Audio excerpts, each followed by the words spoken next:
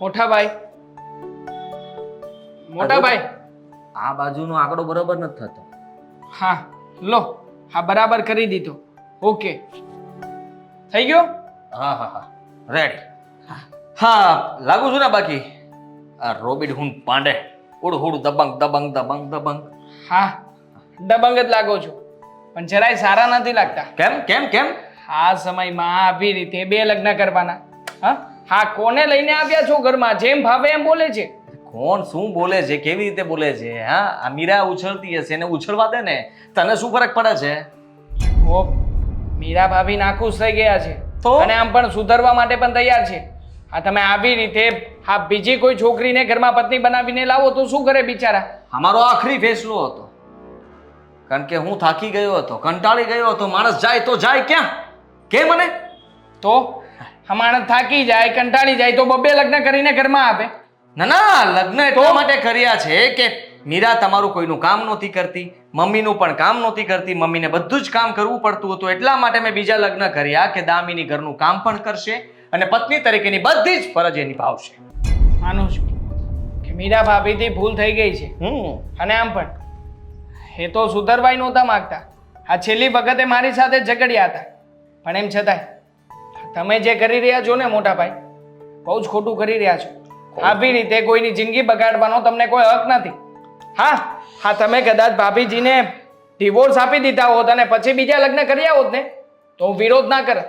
અને ભાભી હજી આ ઘરમાં છે, અને જ્યાં સુધી એ ઘરમાં છે ને ત્યાં સુધી તમારા પત્ની તરીકે છે. આ વાત ભૂલતા નહીં તમે. અરે ભાઈ, સલાહની પૂંછડી શાંતિ રાખ તું થોડી વાર, અને સાંભળ મારી વાત. હા મને છે ને સમજાવવાની કોશિશ ના કર. મેં જે કર્યું જે બરાબર કર્યું છે, અને તારી ભાભીને એકને દુઃખ લાગ્યું છે ને તો સારું કર્યું ને. એ આપણને ત્રણેયને દુઃખી કરતી હતી, એ તને નહોતું દેખાતું, અને અત્યારે મેં એકને દુઃખી કરી એ તને દેખાય છે. વિચાર કર કે આપણા વિચારો કેટલા સારા છે, આપણા ઘરના પરિવારના આપણા સંસ્કારો કેટલા સારા છે કે આપણે એના માટે સારું વિચારીએ છીએ કે જેને આપણા માટે કંઈ વિચાર્યું જ નહોતું. કંઈ નથી સારો વિચાર કરી રહ્યા. આવી રીતે લગ્ન કરીને ઘરમાં બીજી પત્ની લઈને આવ્યા છો ને, ઝઘડાઓ થઈ રહ્યા છે. જતી રહેશે ને, એમ પણ એ છોડીને જવાની નહોતી. બીજા લગ્ન કરીને એટલા માટે જ આવ્યો છું કે એ જતી રહે, એને ભાન થાય કે છે ને એને ભૂલ કરી હતી, અને આમ પણ આપણા ઘરમાં એ રહેવા નહોતી માંગતી, કંટાળી ગઈ હતી, થાકી ગઈ હતી. હા ઝઘડો કરીને જાત એના કરતાં સારું છે ને કે અત્યારે એને ઝઘડો તો કરવો છે, પણ ઝઘડો કરી શકે એમ નથી, કંટ્રોલ કરીને બેઠી હશે. જો ઝઘડો કરશે તો આપણે લોકો આ ઘર છોડીને જતા રહેવાના છીએ. મેં કહી દીધું છે ને કે હું, દેવાંગ અને મમ્મી ને દામિની આપણે બધા નીકળી જશું ને આ ઘરમાં એકલી રહેશે. જો અત્યાર સુધી મુદ્દો હતો આપણી પાસે, આપણે લોકો કહી શકતા હતા કે આ ભાભી ઘરમાં કોઈને સરખી રીતે રાખતા નથી, હેરાન કરી રહ્યા છે, અને એટલા માટે તે તમે ડિવોર્સ આપી દેવા માંગો છો. પણ હવે જ્યારે ભાભી આ જગ જાહેર કરશે કે તમારો છોકરો બીજા લગ્ન કરીને આવ્યો છે, એટલા માટે જ હું આ ઘર છોડવા તૈયાર થઈ છું, તો કોની બદનામી થશે, કોની ઇજ્જત જશે? અને આમ કેમ એની ક્યાંથી જવાની છે? આ સમાજના 5 લોકોની વચ્ચે જ્યારે આવી બધી વાતો થશે ને ત્યારે આપણું જ નાક કપાશે. ખામોશ, મારી વાત સાંભળ. હા 5 લોકો વચ્ચે જ્યારે બદનામી થશે તો 5 લોકો એ પણ જાણશે ને કે બીજા લગ્ન કર્યા શું કામ. ત્યારે બધું કહેવાનું ને, ઓકવાનું. જ્યાં અત્યાર સુધી તમે પેટમાં દબાવીને બેઠા છો ને એ બધું બહાર કાઢવાનું બધાની સામે, ને કહેવાનું કે મારા ભાઈને હેરાન કરતી હતી, મારા મમ્મીને હેરાન કરતી હતી, મને પણ હેરાન કરતી હતી, ઘરમાં ઝઘડા સિવાય કંઈ નથી કર્યું એને, ને એટલા માટે કંટાળીને ભાઈ બીજા લગ્ન કરી લીધા. જો ભાઈ, આવી રીતે હા બીજી પત્નીને ઘરમાં રાખવી જરા યોગ્ય નથી, અને એટલા માટે તમને વિનંતી કરી રહ્યો છું, કાઢી મૂકો ને આને. મારો નિર્ણય છેલ્લો નિર્ણય, જેમાં કોઈ નહીં બોલે. આપણા બરાબર છે ને? બરાબર છે. હુડ હુડ દબંગ દબંગ. હા દબંગ દબંગ કરીએ રાખો. આમ પણ આ ઘરમાં ક્યારેય પણ કોઈ પણ વ્યક્તિએ મારી વાત તો માની જ નથી, પણ છતાંય સમજાતું એ નથી કે આ બધાને સમજાવવાની જવાબદારી મારા ઉપર જ કેમ આવીને ઊભી રહે છે.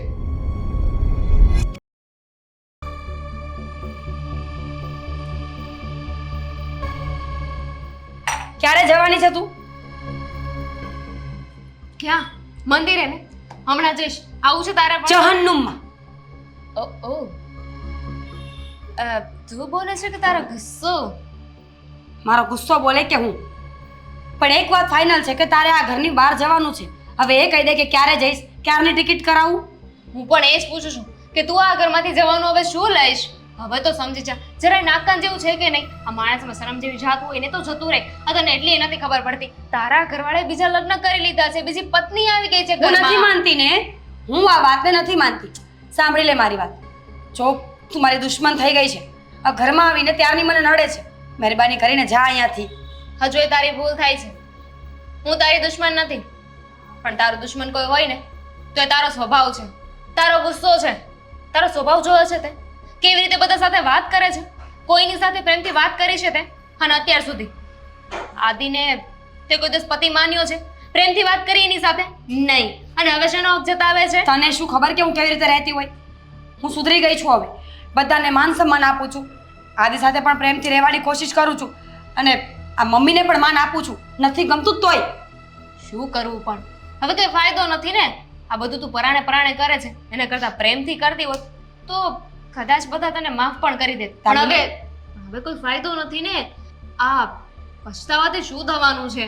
હા, દામિની પ્લીઝ, તું તો સમજ મારી વાત. તારે હવે આ ઘર છોડીને જતું રહેવું જોઈએ. હું સુધરી ગઈ છું ને, કહ્યું ને મેં તને. બધાને માન આપું છું, પ્રેમથી રહું છું, રસોઈ બનાવું છું, કામ પણ કરું છું. આ તને ખબર છે, પહેલા તો મેં ઘરનું કામ પણ નહોતું કર્યું ક્યારેય. હવે ઘરના બધા જ કામ કરું છું, છતાં પણ મારી કોઈ કિંમત નહીં. આવું થોડી હોય. માણસ છે ને સમયની સાથે જે વસ્તુ આવી હોય ને ભગવાને એની કિંમત કરી લેવી જોઈએ. ના કરીએ ને તો પછી ભગવાન એ વસ્તુને, એ માણસને આપણી પાસેથી છીનવી જ લે છે. સમજી ગઈ ને હવે હું? હવે તો પીછો છોડ મારી માં. સોરી મારી દીકરી, હું તારો પીછો નહીં છોડી શકું. તો તું યાદ રાખજે, ગુસ્સો ફક્ત ને ફક્ત મારા ઘરના માટે છોડ્યો છે, પારકાવા માટે નહીં. આજ નહીં તો કાલ મારો હક તો હું છીનવીને જ રહીશ. એટલે આ વાત તો ફાઇનલ થઈ ગઈ ને કે જો ગુસ્સો તું છોડી શકે તો પાછો પણ આવી શકે. હા, તો થોડા સમય માટે મને ઘરની બહાર કાઢવા માટે ગુસ્સો મૂકી દીધો, પછી તો પાછો ગુસ્સો કરીશ ને તું? નહીં કરું. હવે એવી ભૂલ ક્યારેય નહીં કરું કે હું ગુસ્સો કરું ને મારો પતિ બીજી પત્નીને લઈને આવે. એકવાર ભૂલ થઈ ગઈ તો થઈ ગઈ, પણ આ વાત તને લાગુ નથી પડતી. તને તો ઘરની બહાર કાઢીશ. આઈ એમ સોરી, હું ક્યાંય નહીં જાઉં. હવે તો આ ઘર મારું છે, પરિવાર મારું છે, પતિ મારા છે. પતિ તારા છે. જો મહેરબાની કરીને સમજવાની કોશિશ કર દામિની. માંડ માંડ કરીને આ ગુસ્સો હું ભૂલી છું, અને તું છે કે પાછો ગુસ્સો ભૂલી છો? કોણ કહે છે ગુસ્સો ભૂલી છો? આ કેવી રીતે વાત કરે છે? આ જ્યારે મારી સાથે પ્રેમથી વાત કરીશ ને ત્યારે હું માની જઈશ કે તું સુધરી ગઈ છે. દામિની, તું તો મારી બેન જેવી છે ને. જો ભૂલ થઈ ગઈ મારી, સમજ મારી વાત. હા, તારા હિસાબે મારું ઘર ભાંગે છે, એવું શું કામ કરે છે તું? વિચારીશું કે પછી મારે શું કરવું. વિચારવાનું નથી. જો જો જો જો મને ખબર જ હતી આ બધા નાટક છે તારા. કાંઈ ગુસ્સો ભૂલી નથી. વિચારવાનું નથી દામિની, આ ઘરમાંથી જવાનું છે. દુઃખ લાગે છે મને કે મારી એક ભૂલના કારણે મારું ઘર ભાંગી રહ્યું છે, અને હું માથે ઊભી ઊભી તમાશો જોઉં છું. કંઈ થાય એમ તો છે નહીં. હવે થશે પણ નહીં ને. આદિ સાથે મેં વાત કરી લીધી છે. એ કહેતા હતા કે થોડા સમયમાં હવે તને છૂટાછૂટા આપી પ્લીઝ દેવાના છે. દામિની, સમજવાની કોશિશ કર. હું સિરિયસ થઈને તને આ વાત કરી રહી છું. કહ્યું ને કે મારી ભૂલ થઈ ગઈ છે. હું માનું છું અને સમજી પણ ગઈ છું કે પરિવાર સાથે કેવી રીતે રહેવું જોઈએ. તું આટલા દિવસમાં બધાની પ્રિય થઈ ગઈ છે, કારણ કે તારો સ્વભાવ બહુ સારો છે. તું સમજદાર છે, સંસ્કારી છે, અને એક હું આટલા વર્ષોમાં કંઈ ના કરી શકી. પણ મીરા, મને સમજાવવાનો શું ફાયદો છે? ચાલ માની લે કે તારી આ રિક્વેસ્ટ સાંભળીને હું ઘરની બહાર જતી પણ રહું, પણ હાથી થોડી માન છે. હવે એ તો મને પ્રેમ કરે છે ને. તું માની જા ને, એટલે એમને તો હું જ મનાવી લઈશ. હું ગમે એમ કરીને આડા આવડું કરીને મનાવી લઈશ, પણ પ્લીઝ તું માની જા. વિચારીશ, કીધું ને તને. હજુ પણ વિચારીશ? હા, નથી જવું મારે આ ઘરમાંથી. મને ગમે છે. હવે તો મને અહીંયા ફાવી ગયું છે. હવે તો અહીંયાથી જવાનું વિચારે મને નથી આવતું. અને હા, એક વાત કહું, સાંભળી લેજે. આપણા સંબંધો છે ને ક્યારે એટલા ના ખરાબ કરી દેવાય કે કોઈ ત્રીજા વ્યક્તિ વચ્ચે આવવું પડે. ઓ શટ અપ. બોલ, સમજાવવા હું એને આવી હતી, એ મને સમજાવીને જતી રહી.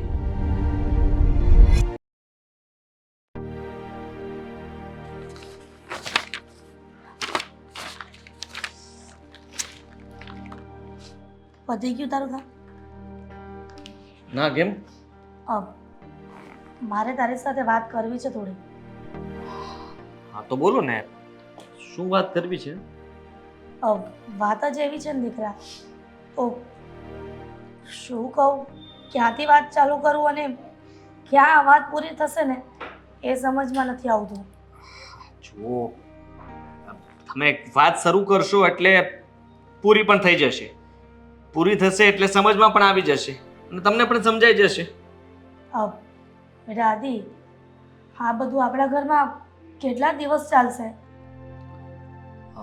આ બધું એટલે બધું બરાબર તો છે, શું કેવી રીતે શું ચલાવવાનું છે? જાણે કે તું સાવ અજાણ હોય વાતથી. તને પણ સમજણ છે કે હું કઈ બાબતની વાત કરું છું? બિલકુલ નહીં, મને તો કઈ સમજણ નથી. હું સમજણ તો હવે ઘણા સમય પહેલા જ ભૂલી ગયો છું કે મને તો એટલું જ સમજાય છે કે મને જે ઠીક લાગે એ કરવાનું, એ જ આપણી સમજણ. તને ઠીક લાગે એ બરાબર છે, પણ સમાજમાં અને પરિવારમાં પણ આ વાત ઠીક લાગવી જોઈએ ને.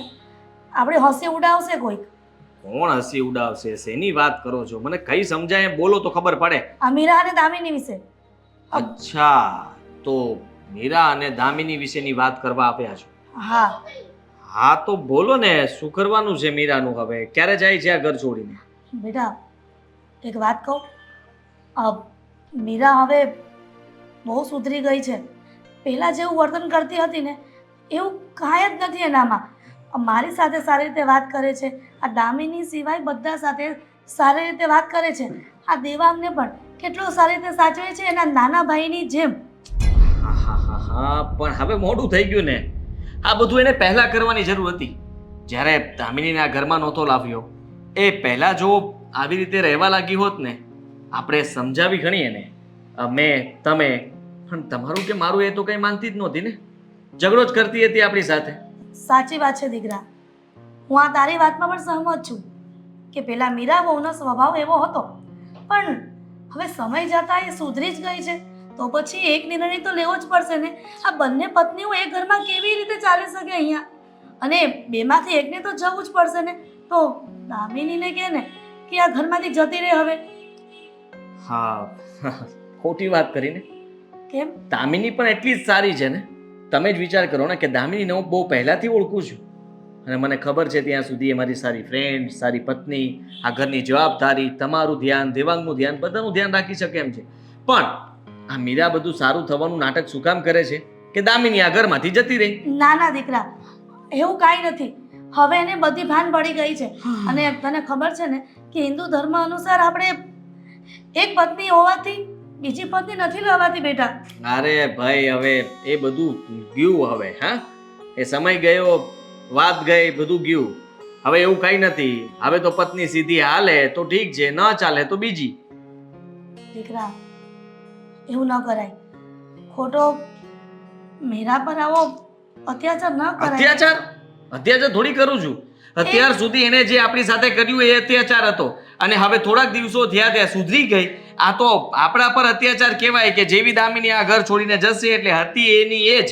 ના ના દીકરા, માણસને એક તો મોકો આપવો જોઈએ સુધરવાનો, અને એ મોકો મળી ગયો છે.